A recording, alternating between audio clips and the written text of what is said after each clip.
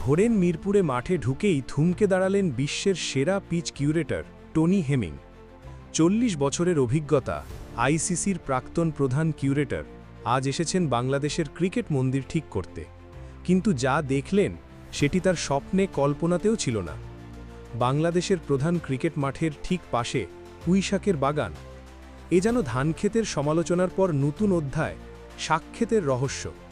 Hemming মজা করে জিজ্ঞেস করলেন, বিশ্বের অন্য কোনো স্টেডিয়ামে এমন সবজির চাষ হয় নাকি? উত্তর কারো কাছে নেই। এখানেই শেষ নয়, বিসিবি একাডেমি মাঠের পূর্ব পাশে দাঁড়িয়ে আছে পেঁপে আর কলা গাছ। এক আন্তর্জাতিক ক্রিকেট মাঠে এমন দৃশ্য। হেমিং স্পষ্ট জানালেন, এখানে সবটাই পাল্টে ফেলতে হবে।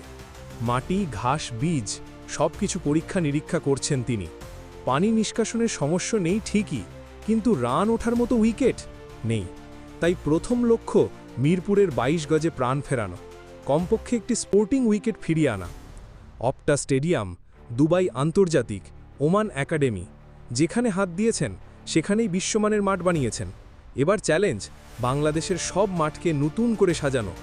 কিন্তু প্রশ্ন একটাই, মিরপুর কি আবারও ক্রিকেটারদের স্বপ্নের উইকেট হয়ে উঠবে, নাকি সাকক্ষেতের কাহিনী থাকবে চিরকাল?